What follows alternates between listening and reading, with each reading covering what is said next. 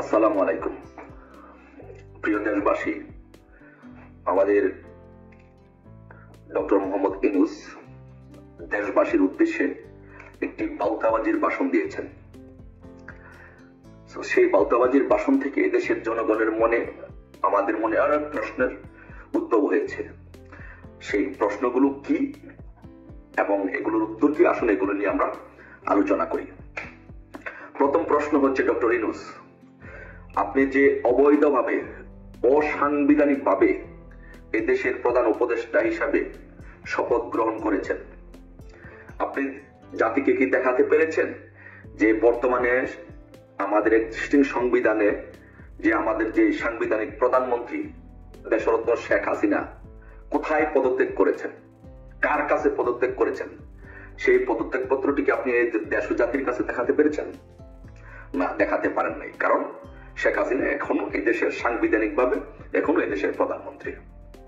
দ্বিতীয়টি আসেন যে আপনি যে এই দেশে যে আপনি ক্ষমতায় বসার জন্য অসংখ্য ছাত্র এবং পুলিশ হত্যা করেছেন, এই পুলিশ হত্যার বিচারের অগ্রগতি কি, সেই সম্পর্কে কোন এই দেশ ও জাতিকে কোনো তথ্য দিয়েছেন, কোনো কিছু বলেছেন?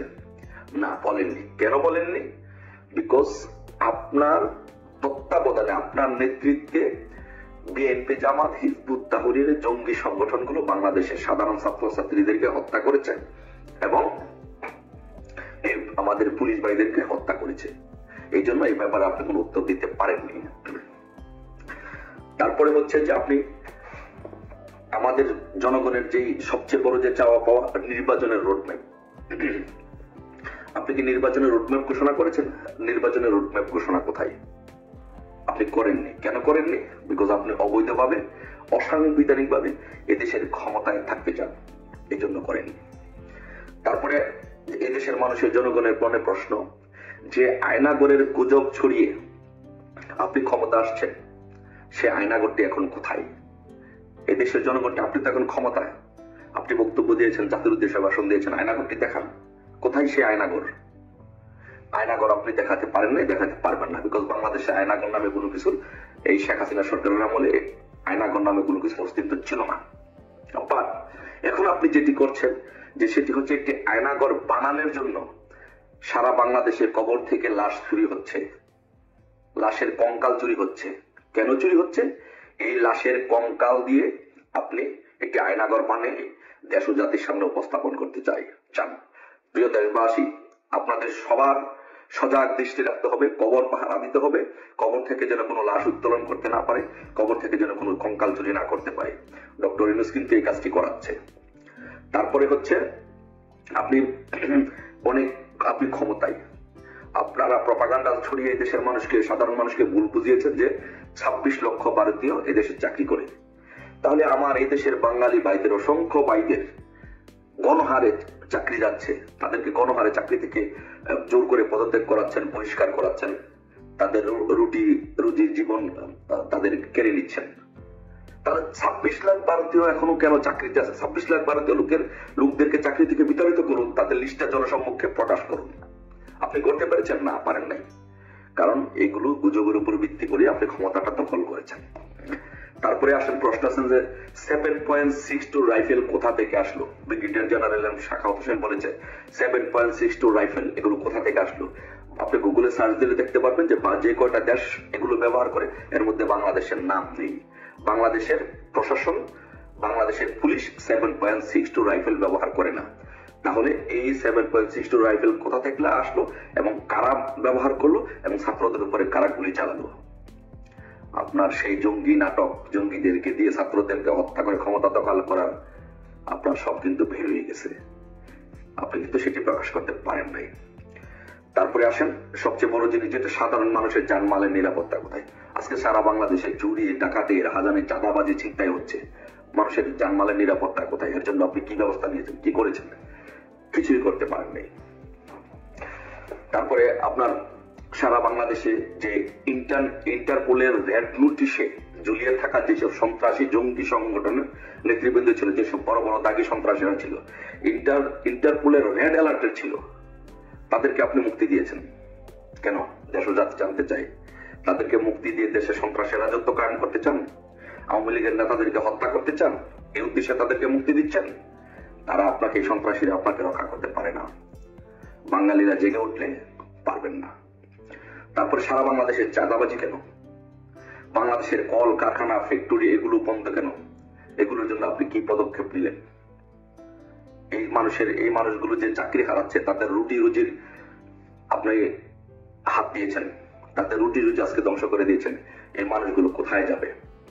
এই ব্যাপারে কি পদক্ষেপ নিয়েছেন? কোন পদক্ষেপ নেন নাই। তারপরে 65 বয়সের একজন বৃদ্ধ ভিক্ষুককে, মহিলাকে ধর্ষণ করা হয়েছে। এর বিচারের জন্য আপনি কি করেছেন? এর জন্য আপনি কি ব্যবস্থা নিয়েছেন? আধুনিক যুগে এই ঘটনা বিরল, এর জন্য আপনি কোনো ব্যবস্থা নিতে পারেননি। তারপরে মুক্তিযোদ্ধা কমান্ডারের উপরে কেন হামলা হলো? মুক্তিযোদ্ধা কমান্ডারকে কেন লাঞ্ছিত করা হলো? এই জন্য লাঞ্ছিত করা হলো যে আপনি মুক্তিযুদ্ধের সময় একজন প্রাপ্তবয়স্ক লোক হওয়া সত্ত্বেও আপনি মুক্তিযুদ্ধ করেন নাই, এবং আপনার এলাকার লোকদের সাথে কথা বলে খবর নিয়ে জানা গেছে যে আপনি পাকিস্তানের পক্ষে অবস্থান নিয়েছিলেন। পাকিস্তানে যে বাহিনী ছিল, সেনাবাহিনী ছিল, তার পাকিস্তানের যে নির্যাতনকারী ছিল তাদের পক্ষে আপনি অবস্থান নিয়েছিলেন।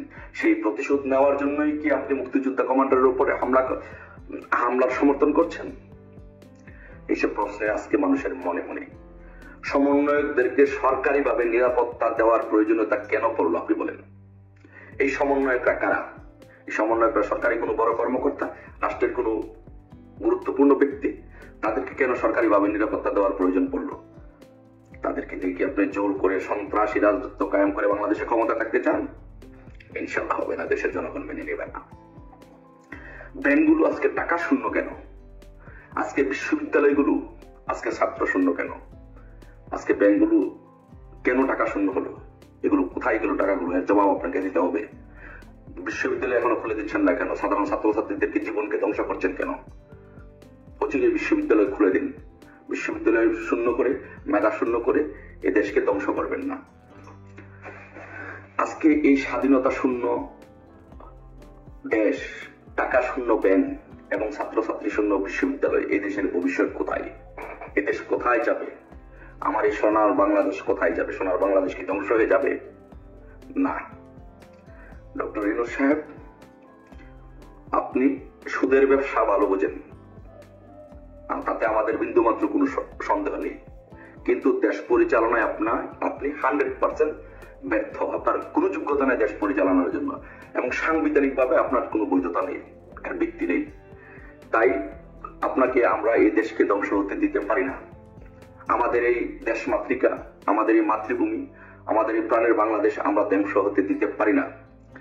তাই আমি আমার বাংলাদেশের সমস্ত ছাত্র জনতা, বাংলাদেশ আওয়ামী লীগ, যুবলীগ, ছাত্রলীগ, স্বেচ্ছাসেবক লীগ, কৃষক লীগ, যুব মহিলা লীগ সহ মুক্তিযুদ্ধের সপক্ষের শক্তির যত সংগঠন আছে সবাইকে আমি অনুরোধ করব, সাধারণ ছাত্রছাত্রীদেরকে, তরুণ যুবকদেরকে অনুরোধ করব, গড়ে গড়ে লগি বইটা তৈরি করুন।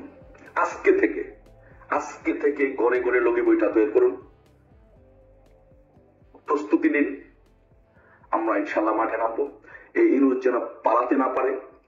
এই ইউনূসকে বাংলার মাটিতে আমরা এই দেশ ধ্বংসের জন্য তার বিচারে বাংলার মাটিতে আমরা করব। সবাই ঘরে ঘরে লগি বৈঠা তৈরি করুন, প্রস্তুতি নিন। অর্ডার দেওয়ার সাথে সাথে, নির্দেশ দেওয়ার সাথে সাথে রাজপথে চাপিয়ে পড়বেন। সবাই ভালো থাকবেন। জয় বাংলা।